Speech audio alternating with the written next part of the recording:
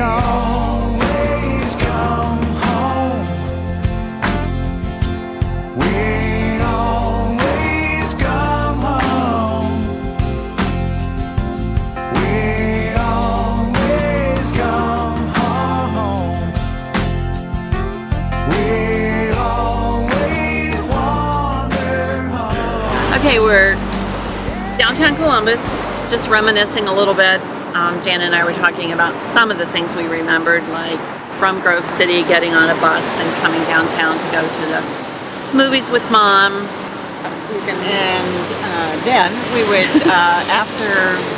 before, I think we went shopping first. Probably. Had to get the errands out of the way, and so Mom would take us to Lazarus. We would either eat on the first floor In the colonial room, or upstairs in the tea room. And your favorite dish was?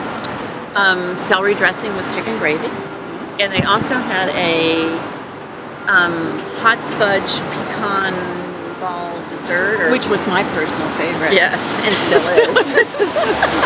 Anything to do with ice cream. Yes. So Mom would take us to the 6th floor in Lazarus, which was the toy floor. Right. But They probably didn't buy us anything. We just let us look. Yeah. We were making our Christmas list in July, probably. Yes. The only movie theaters, as I remember, that we had the opportunity to go to were downtown Columbus from Grove City. Another memory I have, Karen and I used to meet our dads. They both knew each other from way back when, working in a grocery store when they were younger. And we would meet them at Benny Klein's for lunch.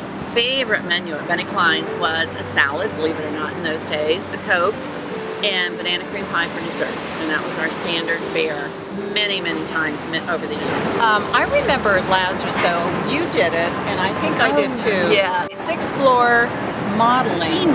Wasn't it? Teen modeling. Oh, yeah. And we all got a hat box. Yeah. I don't know what was in that hat box. We didn't buy hats.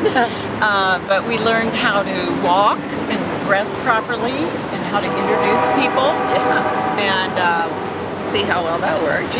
well, Christmas was always a special time at Lazarus, because right on the corner there, Lazarus always had a children's village that was all animated and lots of characters and so on.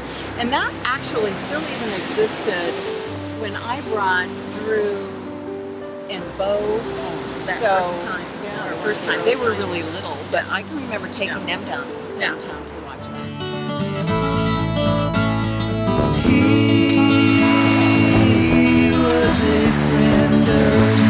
One of my buddies growing up was Doug Lowe, and first grade he lived here in this apartment right behind me and right off High Street. And I'll never forget this location only because it was here is where I first heard that John F. Kennedy had been assassinated. So I was sitting in their living room, black and white TV came on, and it stopped the whole nation in its tracks. From Dallas, Texas, the flash, apparently official, President Kennedy died at 1 p.m. Central Standard Time, 2 o'clock Eastern Standard Time, some 38 minutes ago. It was just riveting, and like any big news event like that, you just freeze time for a while and you stare and just kind of. Now, at 6 years old, probably didn't understand the significance of that event, but I knew enough to know that it was a big deal. Something really big had happened. The other significant thing about this place was I was playing in the front yard here with Doug and some other kids, and I heard for the first time the Beatles 8 days a week. And I can remember being right here when I heard the song on a transistor radio. Hope you need my love, babe, just like I need you. Hold me, love me, hold me, love me. I ain't got nothing but love, babe, 8 days a week. We're standing outside of Tollgate Square, which we moved here in 1969. Parents had sold their house down in Kilbourne Village, and they paid a whopping $250 a month to rent this 3 or 4 bedroom condo. And really it was very nicely situated right here next to the Dairy Queen and walking distance to the middle school. One of my fondest memories living here in Tollgate Square was playing in the Marsha, which was our 7th grade rock band. We got to play on the Gene Colan Show one morning, live TV, where all the kids at the middle school, Gilmore Middle School, got out of class to watch the Marsha live performance. Kind of like when the Beatles played on Ed Sullivan, only a little different. And no, we were nonetheless rock stars when we walked down the halls the next day after our Gene Colan Show performance.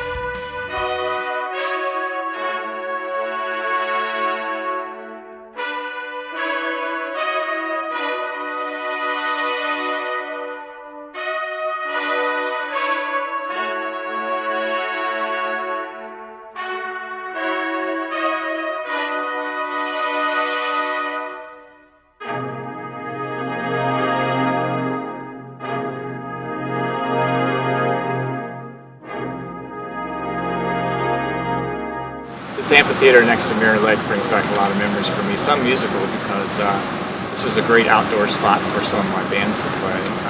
While I was here at Ohio State, I played in a band called Daystar. We did a contemporary Christian set. Did a multimedia show called Vision. And this is a place where I spent a little time with my sweetie Sue-Edie. And you know, things were just starting to get cooking then. Those chimes are like sensory triggers to days where life was just at a different pace and life looked different. A lot of optimism, very little fear, just like what's next was always kind of my question.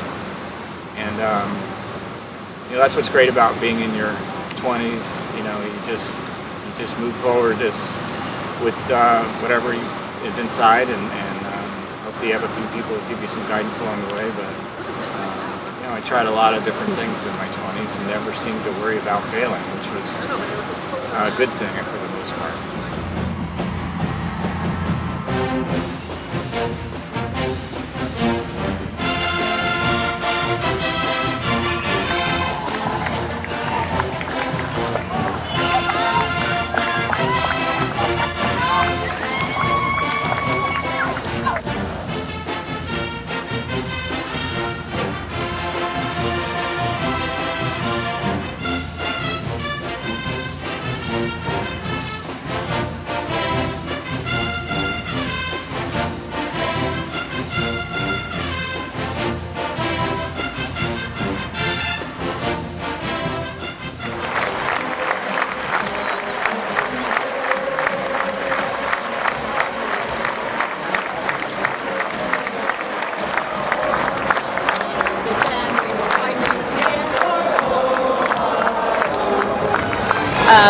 This morning we were talking about 6 degrees of separation and how many times we come across people that we haven't seen for a long time, or these connections are strange. Just before I left, I was having a conversation with Art Becker, who is Scottsdale Community College athletic director.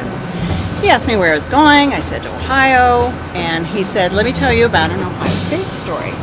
In 1997, January, the Rose Bowl game was between Arizona State University and Ohio State. Steve and I happened to be at that game. Okay, see, you were there. I was there. So this is even more relevant. Very good. Okay. So Art and his wife Lynn were at the game, and Arizona was ahead. Apparently ahead, and there was less than 2 minutes in the game. Yeah. And they brought out Joe Germain. The big thing, Brent, is don't turn it over if you're throwing the football. Keller is offset from Pepe. Germain going to throw it wide open. Got him. Buckeyes lead it. 19 seconds to go. And the freshman, David Boston, with his second touchdown pass of the game. So Joe Germain was a Scottsdale Community College football player. Played for us for 2 years. Came to Ohio State, was redshirted for a year, and then played in that infamous Rose Bowl game. So 6 degrees of separation. Absolutely. Who would have known? And maybe what's his name sat next to Steve and I. He could have. You never know. I'll ask them about who the people that lovely couple was sitting standing next to next to them that jumped for joy when he threw the winning pass. Anyway, small world. Yeah.